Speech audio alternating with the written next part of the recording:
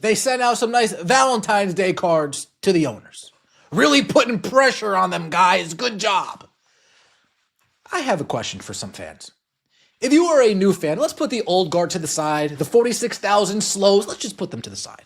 The new fans who came to this league, fans of this league. Caitlin Clark put them on. They came to the WNBA. Oh, this is pretty. Valentine's Day cards. That's what the WNBA Players Association sent to team owners during collective bargaining negotiations in February 2025. Not proposals, not counteroffers. Actual Valentine's Day cards with roses and hearts. And what you just heard is the reaction from someone who's been watching this negotiation unfold for months, because this isn't an isolated incident. This is part of a pattern that's been building throughout the entire CBA negotiation process. Support this league. And then you see how the Players Association has been going about their business throughout these negotiations. Subtweeting, subliminal messages, inflatable air balloons outside the NBA store, emotionally charged statements. And now we have Valentine's Day cards. While fans are demanding a deal gets done, while fans are asking for a deal to get done, the leaders over there at the Players Association, they're busy doing origami. Here's what's actually on the table right now. The league's proposal includes a $1.4 million maximum salary, a $500,000 average salary, and a $250,000 minimum salary. For context, the current max is $241,984. That's nearly a six-fold increase in maximum compensation. The average salary would more than triple. The minimum would jump from $64,154 to $250,000. But according to the Players Association's Valentine's Day messaging, these numbers don't value players. So let's examine what's really happening here. Years now, a league whose players have never had to pay for housing, a league whose players probably get free car rides, free food. They need some furniture in their apartment that the league's funding. They give them a gift card. They go to IKEA. What leg do these players have to stand on?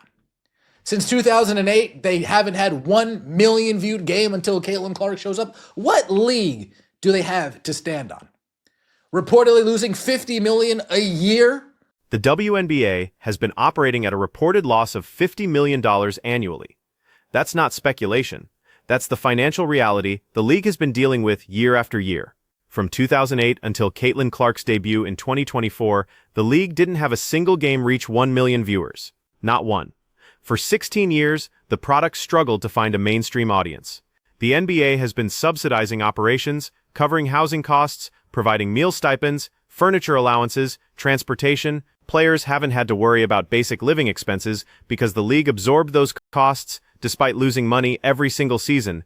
Roses are red, violets are blue. We'd love a proposal that values players too. 1.4 million max salaries not valuing players? Oh, that's news to me. $500,000 average salaries not valuing that's news to me.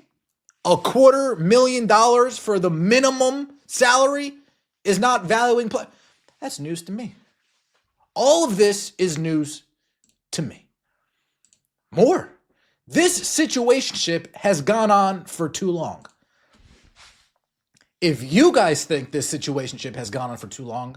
So when the Players Association decides to respond to contract negotiations with Valentine's Day cards, inflatable air balloons outside the NBA store, and what he called emotionally charged statements, it raises questions about negotiation strategy.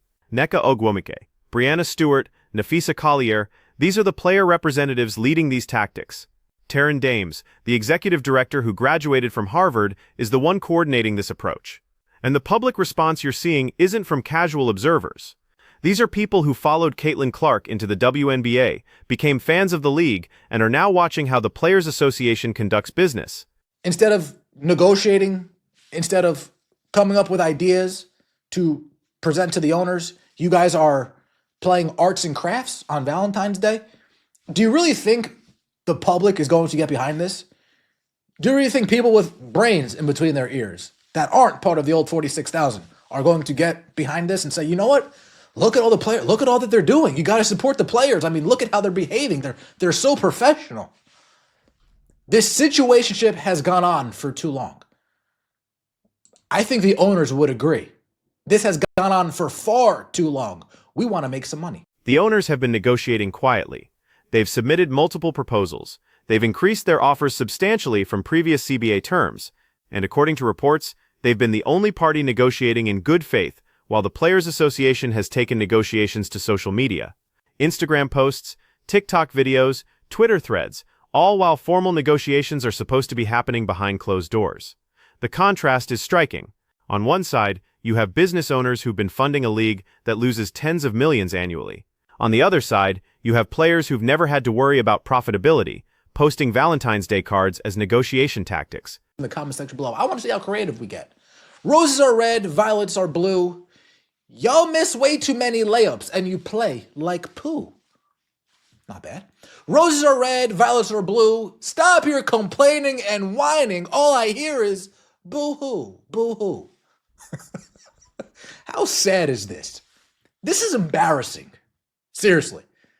This is embarrassing. These players, they probably have no shame, but like as a fan following this, part of me is embarrassed. Covering that, part of me is like, damn, this is kind of crazy. How sad. The Players Association and WNBA situationship continues. Let's talk about what happened in 2024 that changed everything. Caitlin Clark's rookie season brought unprecedented attention to the WNBA. Multiple games exceeded 1 million viewers. Attendance records were shattered. Merchandise sales exploded. The Indiana Fever went from playing in front of sparse crowds to selling out arenas. That surge in interest created real revenue opportunities for the first time in league history. The owners saw this. They recognized the moment, and they came to the negotiating table with proposals that reflected this new reality, offering salary increases that would have been unthinkable just 2 years ago. But here's where it gets complicated. The Players Association isn't just negotiating for higher salaries. They're negotiating for revenue sharing, which is standard in profitable leagues like the NBA. The problem is the WNBA isn't profitable. It's never been profitable. So when players demand a percentage of revenue, owners are essentially being asked to give players a percentage of losses. That's not how revenue sharing works in any business model. You can't share profits that don't exist. These degrees. Let's be sorry, I had to. Y'all set me up for that. You set me up for that, Plubilis. You set me up for that. Daisies are yellow, profits are bare. If the league shut down, would anyone care? Indeed. Half of February is gone, and Aaron D. Drake, the useless 30-ish DEI Harvard grad, supposedly doing negotiations for the Players Association, is still busy trolling on IG. TikTok, as per usual. They pay her how much for this? Very mature of her. I guess CBA talks are still in the tank. Ball is in your court. Give them a counter, sign a deal, stop this nonsense back and forth online. These are 5-year-olds at the bargaining table. Watch that reaction again. That frustration isn't coming from someone who hates the WNBA. It's coming from someone who sees an opportunity being squandered. Because timing matters in negotiations. The league has momentum right now. Caitlin Clark, Angel Reese, Cameron Brink before her injury. These players brought new eyeballs to the product. Sponsors are paying attention. Networks are interested. This is the moment to lock in a deal that capitalizes on that attention, gets the season started, and builds on the momentum from 2024. Instead, the Players Association is posting Valentine's Day cards in February 2025, while fans are asking when they can buy season tickets. The NBA season is rolling. March Madness is approaching. The window of attention is limited. Every day without a signed CBA is a day the league isn't promoting its upcoming season, isn't marketing its stars, isn't building anticipation for tip-off. The player reps are sabotaging the deal.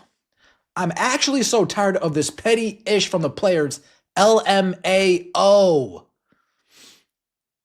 I just know Natasha Cloud's cornball ass thought of this. Think of that. Think of how many eyeballs this passed before getting posted. Hey, Aneka Ogumike, I got a great idea. Look at this. Oh, that's genius. Put it out. Hey, Brianna Turner, I got a great idea. Look at this. Oh, why didn't I think of that? Put it out. That'll really show the owners we mean business. Hey, Brianna Stewart, Fee, come over here. Check this out. Oh my God. They're definitely going to give us a great proposal now. Really? Really, let it burn. These, don't deserve nothing. Woo! The Players Association is ruining everything. It gets worse, folks. Here's what makes this situation particularly significant. The WNBA Players Association is being led by Terri Dames, who took over as executive director with a background in law and advocacy. Her approach has been notably different from traditional sports union leadership. Instead of quiet, behind-closed-doors negotiations, she's embraced public campaigns, social media activism, and what critics call performative tactics. The Valentine's Day cards fit that pattern. So do the inflatable displays outside the NBA store. So do the cryptic Instagram posts and subtweets during active negotiations. Compare that to how NBA players' union leadership handles CBA negotiations. You don't see Chris Paul posting memes during lockout talks. You don't see the NBA sending gag gifts to team owners. They negotiate professionally, present concrete proposals, and work toward deals that reflect economic reality. The difference in approach is stark, and it matters because the WNBA is at a critical juncture. This isn't an established, profitable league with decades of leverage. This is a league that's been subsidized by the NBA for its entire existence, that just had its first taste of mainstream relevance, and that needs to prove it can sustain interest beyond one generational talent. The way the Players Association conducts itself during these negotiations sends a message about how seriously they understand the business side of professional sports. When you send Valentine's Day cards to the people funding your salaries, to the people who've absorbed millions in losses year after year, to the people who are now offering to more than triple your compensation, you're not demonstrating that you understand the gravity of the moment. You're demonstrating that you think this is a game, that you believe the money will always be there regardless of how you behave, that you don't need to negotiate in good faith because you hold all the cards. But do they? The owners could lock out the players, they could fold franchises, they could reduce investment. They've been losing money for decades. At what point does continuing to fund losses become untenable, especially when the people benefiting from those losses are mocking you with Valentine's Day cards? Think about the position this puts new WNBA fans in. Someone who started watching because of Caitlin Clark, who bought a Fever jersey, who's excited about the league's future. They're watching the Players Association behave like this and asking themselves, is this really a professional sports league? Are these really professional athletes who understand business? Or is this something else entirely? The old guard WNBA fans, the ones who've been supporting the league through all the lean years, they might defend this approach. They might say the players are standing up for themselves, fighting for what they deserve, refusing to accept low offers. But the new fans, the ones the league desperately needs to retain, they're looking at Valentine's Day cards during CBA negotiations and thinking this looks childish. This looks unprofessional. This looks like people who don't understand that professional sports is a business first and a platform for social activism second. And here's the thing about beat reporters and analysts who cover this league. They see this behavior, they report on it, and increasingly they're willing to call it out, because the stakes are too high to pretend that sending Valentine's Day cards to team owners is a legitimate negotiation tactic. The WNBA has a chance to build something sustainable here, to create a league that can stand on its own financially, to prove that women's professional basketball can be a profitable enterprise that doesn't require perpetual subsidization. But that only happens if the Players Association recognizes reality, the reality that the league loses money, the reality that the owners are offering historic salary increases despite those losses, the reality that public support matters, and fans are watching how you conduct yourself, the reality that you can't demand to be treated like the NBA when your league doesn't generate NBA revenue. So the question becomes, was sending those Valentine's Day cards worth it? Did it advance negotiations? Did it put pressure on owners to improve their offer? Did it generate public support for the players' position? Or did it just make the Players Association look unserious, unprofessional, and out of touch with the business realities of professional sports? Because from where most people are sitting, it looks like the latter. And that's a problem the WNBA can't afford right now.